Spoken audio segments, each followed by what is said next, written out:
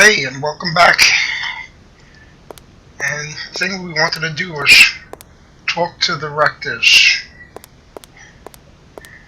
Like I said, this looks more like a museum than a university.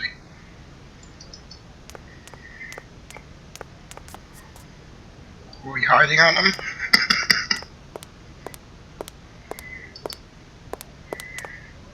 Excuse me. Sir, please, just a moment. Yes, what is it? I'm not deaf, you know. I am sorry to disturb you in your work, sir, but... This young Mammothus primigenius is barely 40,000 years old. Fantastic, wouldn't you say, miss? Yes. Probably. What do you mean, probably? I don't know. You don't know? Well, you don't know, I see. What can I do for you, my dear child? To tell you the truth, I don't know very much about mammoths, and I'm not here as a student. In fact, I'm a lawyer. It's all right. Nobody is perfect. All the same, the study of the Pleistocene period is fascinating. I'm sure it is, but I'm sorry to say my current mission is totally monopolizing my time. Another time, maybe. Ah, that's what they all say. But anyway, let me present myself. I'm Cornelius Ponce, Emeritus Professor and Lecturer at the University of Barhochstadt. I'm proud to say that I'm head of the Department of Paleozoology at our university. Kate Walker. Pleased to meet you. It wasn't really my intention to stop off here, but I'll confess, this university is really very impressive. Ah, indeed. There's such a tradition of learning here. And so much knowledge, a real depth of culture, intelligence, and gray matter. I myself did my studies here and never left. Actually, I'm here because I've been summoned by the rectors of the university. Oh, I see. You must have made a mistake on your enrollment form. Oh, no. I haven't come here to study. I have an important matter of inheritance to attend to. I have to find the heir. And you hope you will find him here? I'm not altogether sure. But you see, my train broke down coming into Barhochstadt Station.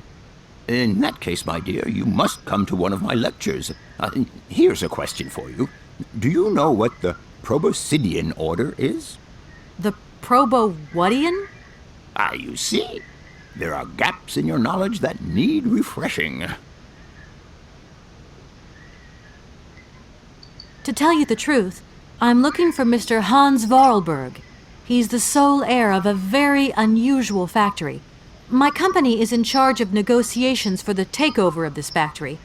At last word, he was living in Syberia. So, as soon as my train is ready, I'll be continuing my journey eastwards. Syberia. Ah, Syberia. But what was it you said again? Said what? You mentioned a name. The person you are looking for. Vorarlberg. Hans Vorarlberg. Do you know him? Hans Vorarlberg. How could I forget him? Such an extraordinary fellow. So inventive. We shared a passion for mammoths, you know, and we bonded over this passion. Without it, I confess, I would have had little to do with an odd, ageless retard like Hans. At the time, we were both students. Well, sort of. Put it this way.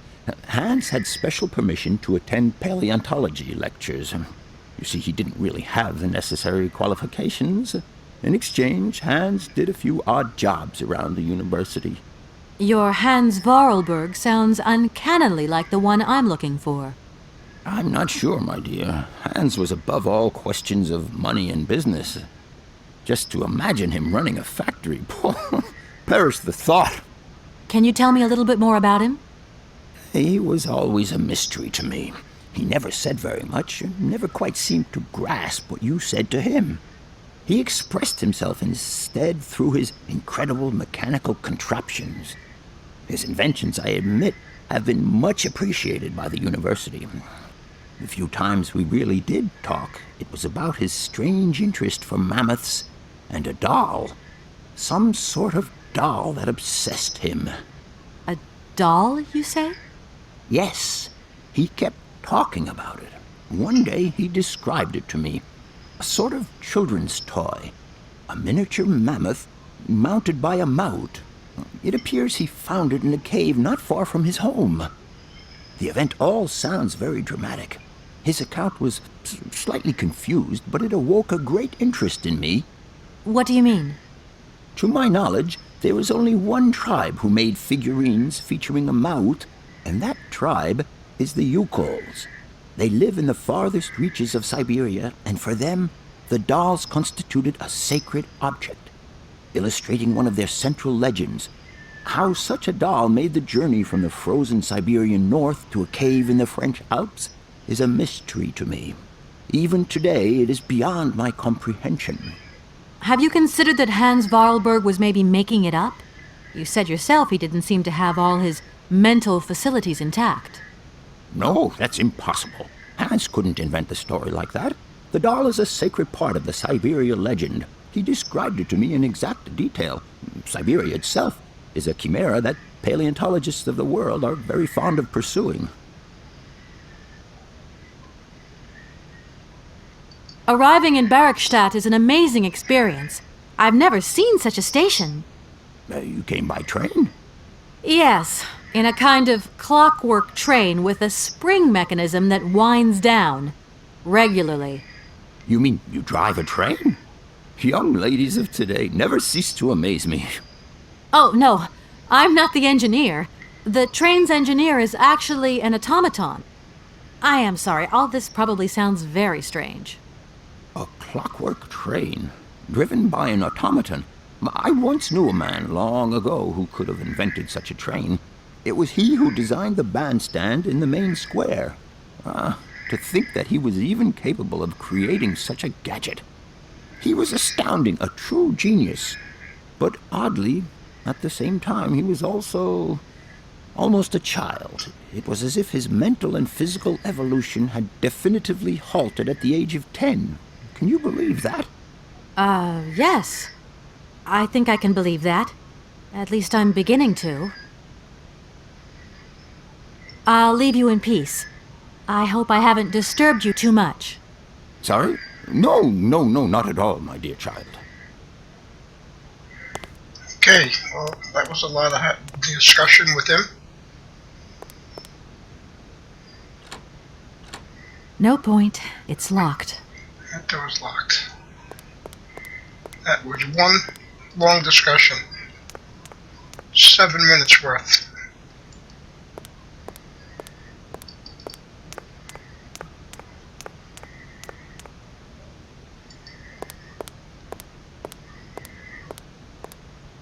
He did mention the doll, and we have that in our possession.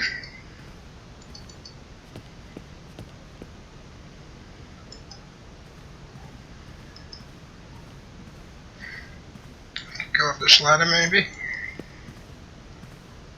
Yeah, we can.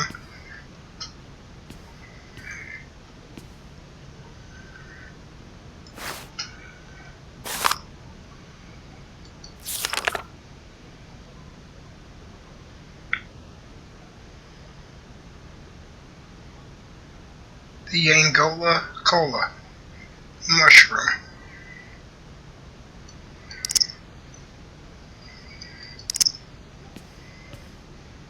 Maybe that's what that guy at the front of the university is on.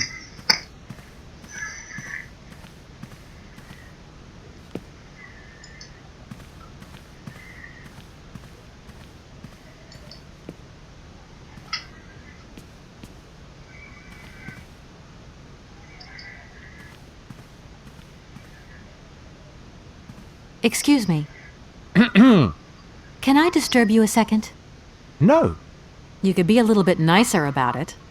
Keep quiet. In case you haven't noticed, we're somewhere that requires silence and tranquility.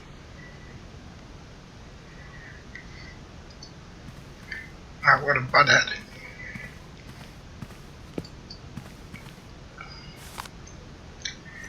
What's this?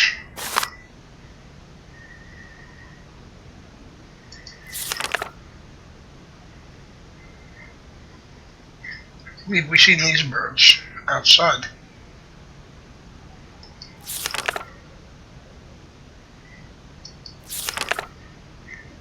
tells us a bunch about them, how they breed, what they eat.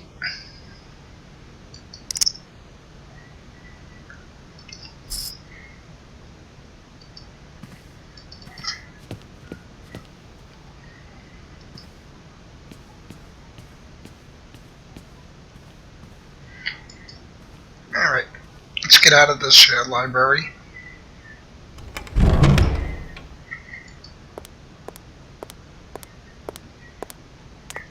And we still haven't talked to those Rectors, and we're going to find them in the next video. See you there.